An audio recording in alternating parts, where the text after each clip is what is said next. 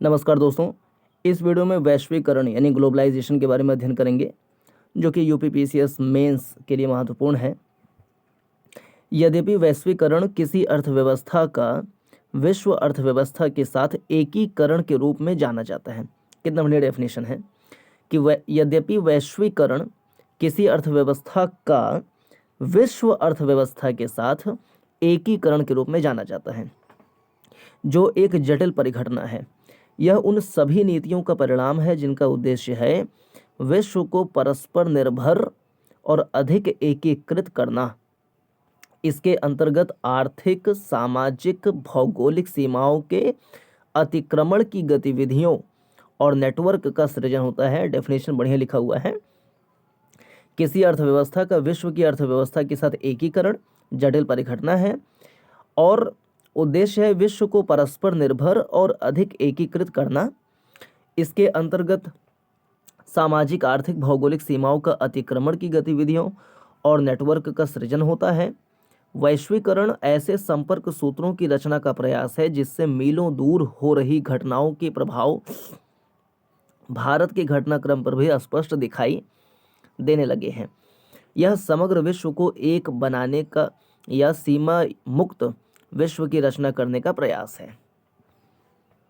बाह्य प्रापण वैश्वीकरण की प्रक्रिया का यह एक विशिष्ट परिणाम है जिसमें कंपनियां किसी बाहरी स्रोत या संस्था से नियमित सेवाएं प्राप्त करती हैं, जिन्हें पहले देश के भीतर ही प्रदान किया जाता था, जैसे कि कानूनी सलाह, कंप्यूटर सेवा, विज्ञापन, सुरक्षा आदि।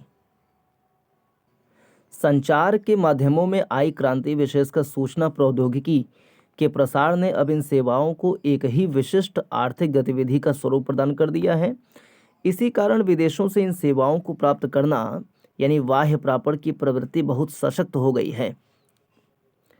अब तो ध्वनि आधारित व्यावसायिक प्रक्रिया प्रतिपादन, अभिलेखांकन, लेखांकन, बैंक सेवाएं, संगीत की रिकॉर्डिंग, फिल्म संपादन, पुस्तक शब्दांकन, चिकित्सा संबंधी परामर्श और यहाँ तक कि शिक्षण कार्य भी बाह्य स्रोतों के सुपुर्द किया जाने लगा है। अनेक विकसित देशों की कंपनियां भारत की छोटी छोटी संस्थाओं से ये सेवाएं प्राप्त कर रही हैं। आधुनिक संचार साधनों के माध्यमों जैसे इंटरनेट आदि से इन सेवाओं से जुड़ी रचनाओं, ध्वनियों और दृश्यों की जानकारी को तुरंत 0 से 9 तक की संख्याओं में परिवर्तित कर देश की ही नहीं बल्कि महाद्वीपों के बाहर तक प्रसारित कर दिया जाता है। अब तो अधिकांश बहुराष्ट्रीय कंपनियों के साथ साथ अनेक छोटी बड़ी कंपनियां भारत से ये सेवाएं प्राप्त करने लगी हैं, क्योंकि भारत में इस तरह के कार्य बहुत कम लागत में और उचित रूप से निष्पादित हो जाते हैं। भारत की निम्न मजदूरी दरें तथा कुशल श्रम शक्ति की उपलब्धता ने सुधारोपरांत इसे विश्व स्तरीय बाह्य प्रापण का एक गंतव्य बना दिया है। विश्व व्यापार संगठन व्यापार और सीमा शुल्क महासंधि गैट जो था, यानी general agreement on trade and tariff के परवर्ती विश्व व्यापार संगठन का गठन 1995 में किया गया था। पहले गैट था, general agreement on trade and tariff, या general agreement tariff on trade. पहले ये था गैट, उसके स्थान पे WTO विश्व व्यापार संगठन की स्थापना 1995 में किया गया। उस महासंधि की रचना विश्व व्यापार प्रशासक के रूप में 23 देशों ने मिलकर 1948 में की थी। जो गैट है उसका ध्येय क्या था कि सभी देशों को विश्व व्यापार में समान अवसर सुलभ कराना। विश्व व्यापार संगठन का ध्येय ऐसी नियम आधारित व्यवस्था की स्थापना है जिसमें कोई देश मनमाने ढंग से व्यापार के मार्ग में बाधाएं खड़ी न कर पाए। साथ ही इसका ध्येय सेवाओं के सृजन और व्यापार को प्रोत्साहन देना भी है, ताकि विश्व के संसाधनों का इष्टतम स्तर पर प्रयोग हो और पर्यावरण का भी संरक्षण हो सके।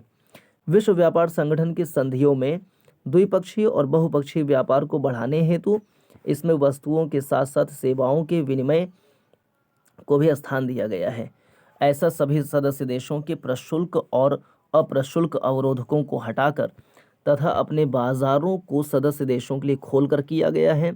विश्व व्यापार संगठन के एक महत्वपूर्ण सदस्य के रूप में भारत विकासशील विश्व के हितों का संरक्षण करते हुए न्यायपूर्ण विश्वसनीय व्यापार व्यवस्था के नियमों तथा सुरक्षात्मक व्यवस्थाओं की रचना में सक्रिय भागीदार रहा है। भारत ने व्यापार के उदारीकरण की अपनी प्रतिबद्धता को बनाए रखा है। इसके लिए आयात पर से अनेक परिमाणात्मक प्रतिबंध हटाए हैं और प्रशुल्क दरों को भी अधिक कम किया है। कुछ विद्वानों को आशंका है कि विश्व व्यापार संगठन में भारत की सदस्यता का कोई औचित्य नहीं है, क्योंकि विश्व व्यापार का अधिकांश भाग तो विकसित देशों के बीच ही होता है। उनका यह मानना भी है कि विकसित देश अपने देशों में जहां कृषि सहायता दिए जाने को लेकर शिकायत करते हैं, वहीं विकासशील यूपीपीसीएस मेंस में यहाँ से प्रश्न बन सकता है कि क्या भारत को विश्व व्यापार संगठन का सदस्य बने रहना चाहिए, या भारत का विश्व व्यापार संगठन में बने रहने का क्या औचित्य है। ऐसे करके प्रश्न आ सकता है। तो बड़ा बढ़िया एनालिसिस किया हुआ है एनसीईआरटी में। वहीं विकासशील देश अपने बाजारों को विकसित देशों के लिए खोले जाने को मजबूर करने को लेकर छला हुआ महसूस करते हैं। वे देश विकासशील देशों को अपने बाजारों में किसी न किसी बहाने प्रवेश करने से रोकने का भी प्रयास करते रहते हैं। क्या आपको ऐसा लगता है कि विश्व व्यापार संगठन तो गरीब देशों को छलने की व्यवस्था मात्र है? ये प्रश्न जो है मेंस में आ सकता है। ठीक है, अच्छा एक टॉपिक है, एक काम करते हैं, ये टॉपिक दोबारा से रिवाइज कर लें, छोटा सा ही है। विश्व व्यापार संगठन, व्यापार मतलब गैट के बाद जो है WTO का गठन 1995 में किया गया। उस महासंधि की रचना विश्व के मतलब 23 देशों ने 1948 में की थी। गैट के उसका ध्येय क्या था? समान विश्व व्यापार में समान अवसर सुलभ कराना। ऐसे विश्व व्यापार संगठन का ध्येय क्या है कि ऐसे नियम आधारित व्यवस्था की स्थापना जिसमें कोई देश मनमाने ढंग से व्यापार के मार्ग में बाधाएं खड़ी ना कर पाए। साथ ही इसका ध्येय क्या है? और सेवाओं के सृजन और व्यापार को प्रोत्साहन देना भी है, ताकि विश्व के संसाधनों का इष्टतम स्तर पर प्रयोग हो और पर्यावरण का भी संरक्षण हो सके। सेवाओं का सृजन और व्यापार को प्रोत्साहन देना। विश्व व्यापार संगठन की संधियों में द्विपक्षीय और बहुपक्षीय व्यापार को बढ़ाने हेतु इसमें वस्तुओं के साथ साथ सेवाओं के विनिमय को भी स्थान दिया गया है। ऐसा प्रशुल्क और अप्रशुल्क अवरोधकों को हटाकर किया जाता है। WTO के एक महत्वपूर्ण सदस्य के रूप में भारत विकासशील विश्व के हितों का संरक्षण करते हुए न्यायपूर्ण विश्व स्तरीय व्यापार व्यवस्था के नियमों तथा सुरक्षात्मक व्यवस्थाओं की रचना में सक्रिय भागीदार रहा है। भारत ने व्यापार के उदारीकरण की अपनी प्रतिबद्धता को बनाए रखा है। इसके लिए इसने आयात पर से अनेक परिमाणात्मक प्रतिबंध हटाए हैं। तो विकसित देश भी यहाँ पर आकर के अपना सामान या सेवाएं बेच सकते हैं और प्रशुल्क दरों को भी बहुत कम किया है। कुछ विद्वानों को आशंका है कि विश्व व्यापार संगठन में भारत की सदस्यता को कोई औचित्य नहीं है, क्योंकि विश्व व्यापार का अधिकांश भाग तो विकसित देशों से था। इसका मतलब क्या हुआ कि अगर अधिकांश व्यापार विकसित देशों से हो रहा है, इसका मतलब खुली मतलब हम आमंत्रित कर रहे हैं कि जो विकसित देश हैं वो भी भारत में आकर के चीज़ों वस्तुओं और सेवाओं को बेचें। तो उनके पास क्षमता ज़्यादा है, क्वालिटी ज़्यादा अच्छी है, ऐसे में हमको कंपटीशन ज़्यादा पड़ेगा। हमारी वस्तुओं और सेवाओं का वहाँ पे विक्रय कम होगा, लेकिन उनकी चीज़ें हमारे यहाँ पे ज़्यादा आएंगी, क्योंकि उत्पादन भी ज़्यादा होती है, क्योंकि वहाँ पे मशीनें, आधुनिकीकरण, औद्योगिकरण ज़्यादा मात्रा में हुआ है। और ये भी देखें कि उनका मानना है, जो विकसित देश हैं, अपने देशों में जहाँ कृषि सहायता दिए जाने को लेकर शिकायत करते हैं, मतलब कि हम लोग किसानों को वो अपना उत्पादन करते हैं कि सही प्रकार से उनको समस्याएं ना हो, तो हम लोग बहुत सारा कृषि सहायता फार्म सब्सिडी देते हैं, उसको लेकर शिकायत करते हैं। वहीं विकासशील देश अपने बाज़ारों को विकसित देशों के लिए खोले जाने को मजबूर हैं और छला हुआ महसूस करते हैं कि सारा सामान ला के बेच देते हैं तो हमारा व्यापारिक घाटा हो सकता है, तो ज़्यादा आयात हो रहा है, इससे समस्या। दूसरा, विकसित देश जो है कृषि सहायता का विरोध करते हैं। वे देश विकासशील देशों को अपने बाज़ारों में किसी न किसी बहाने प्रवेश करने से रोकने का प्रयास भी करते हैं। जो विकासशील देश हैं उनको रोकने का प्रयास करते हैं। तो ऐसे में बताना है कि क्या छल कर रहा है, क्या मतलब निकल जाना चाहिए इससे। आगे देखें, सुधारकालीन भारतीय अर्थव्यवस्था की एक समीक्षा, ये परीक्षा में आ सकता है। कि जो एलपीजी हुआ है तो उसकी मतलब क्या प्रभाव पड़ा है, अर्थव्यवस्था, भारतीय अर्थव्यवस्था पर क्या प्रभाव पड़ा है, समीक्षा कीजिए, ऐसा आ जाए, विश्लेषण कीजिए या परीक्षण कीजिए। चलिए देखें अब तो सुधार कार्यक्रम को आरंभ किए हुए 3 दशक हो चुके हैं। 1 2 3 3 दशक हो चुके हैं। आइए इस अवधि में भारतीय अर्थव्यवस्था के निष्पादन की समीक्षा करें। अर्थशास्त्री किसी अर्थव्यवस्था की समृद्धि का मापन सकल घरेलू उत्पाद द्वारा करते हैं। अर्थशास्त्री किसी अर्थव्यवस्था की समृद्धि का आकलन सकल घरेलू उत्पाद जीडीपी द्वारा करते हैं। 1991 के बाद से भारत में 2 दशकों तक सकल घरेलू उत्पाद की लगातार वृद्धि होती रही। सकल घरेलू उत्पाद 1980 से 91 में जहां 5.5% से बढ़कर 2007 से 12 में 8% हो गया है। आर्थिक सुधारों की अवधि में कृषि की वृद्धि में कमी आई है। क्या क्या प्रभाव पड़े हैं सब नोट कर लें, पॉइंट टू पॉइंट, 7-8 पॉइंट, उसको एग्जाम में लिख सकते हैं। अगला, आर्थिक सुधारों की अवधि में कृषि की वृद्धि में कमी आई है। जहां औद्योगिक क्षेत्र में उतार चढ़ाव हुए वहीं सेवा क्षेत्र में वृद्धि बढ़ गई है। इससे यह पता चलता है कि सकल घरेलू उत्पाद की वृद्धि मुख्यतः सेवा क्षेत्र में वृद्धि के कारण हुई है। 2012 से 15 अवधि में विभिन्न क्षेत्रों में 1991 के बाद से होने वाली वृद्धि दरों में रुकावट आई है। जहां 2013-14 में कृषि की वृद्धि दर में बढ़ोतरी आई, वहीं बाद के वर्षों में इस क्षेत्र की वृद्धि दर ऋणात्मक हो गई है।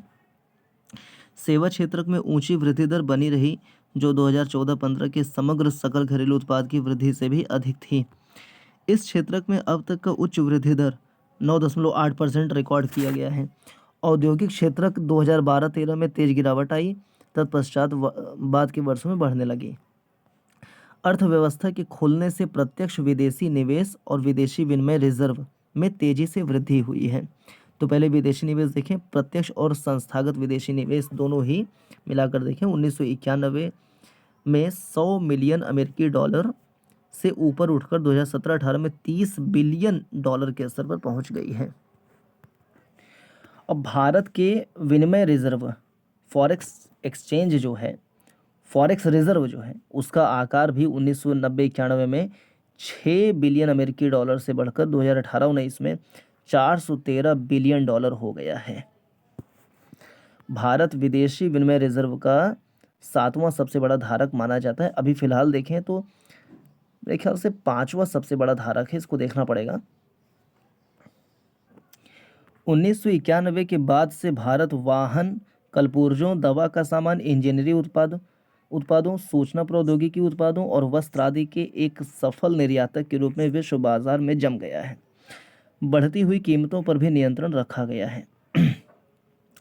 सुधार कार्यक्रमों द्वारा अपने देश की अनेक मूलभूत समस्याओं का समाधान खोज पाने में विफलता के कारण कड़ी आलोचना भी होती रही है। ये समस्याएं विशेषकर देखो, ये पॉजिटिव बताएं, अब नेगेटिव बता रहे कि रोजगार की समस्या बढ़ी। देखो, रोजगार सृजन, कृषि, उद्योग, आधारभूत सुविधाओं के विकास तथा राजकोषीय प्रबंधन से जुड़ी है। क्या? समृद्धि और रोजगार पर असर। यद्यपि सकल घरेलू उत्पाद की समृद्धि दर में वृद्धि हुई है, फिर भी अनेक विद्वानों ने इस बात पर ध्यान दिलाया है कि सुधार प्रेरित समृद्धि ने देश में रोजगार के पर्याप्त अवसरों का सृजन नहीं किया है। आपको रोजगार और समृद्धि के विभिन्न आयामों के अंतर संबंध अगले अध्याय में विस्तार से समझाए जाएंगे। कृषि में सुधार कार्यों से कृषि को कोई लाभ नहीं हो पाया है और कृषि की समृद्धि दर कम होती जा रही है। 1991 के बाद से सुधार अवधि में कृषि क्षेत्र में सार्वजनिक व्यय, विशेषकर आधारिक संरचना, सिंचाई, बिजली, सड़क निर्माण, बाजार संपर्कों और शोध प्रसार आदि पर व्यय में काफ़ी कमी आई है। साथ ही उर्वरक सहायकी की आंशिक समाप्ति ने भी उत्पादन लागतों को बढ़ा दिया है। इसका छोटे और सीमांत किसानों पर बहुत ही गंभीर प्रभाव पड़ा है। इसके साथ ही कृषि उत्पादों पर आयात शुल्क में कटौती, कम न्यूनतम समर्थन मूल्यों और इन पदार्थों के आयात पर परिमाणात्मक प्रतिबंध हटाए जाने के कारण इस क्षेत्र की नीतियों में कई परिवर्तन हुए। इसके कारण भारत के किसानों को विदेशी स्पर्धा का भी सामना करना पड़ा है, जिसका उन पर प्रतिकूल प्रभाव पड़ा है। दूसरी तरफ उत्पादन व्यवस्था निर्यातोन्मुखी हो रही है। आंतरिक उपभोग की खाद्यान्न फसलों के स्थान पर निर्यात के लिए नकदी फसलों पर बल दिया जा रहा है। इससे देश में खाद्यान्नों की कीमतों पर दबाव बढ़ रहा है।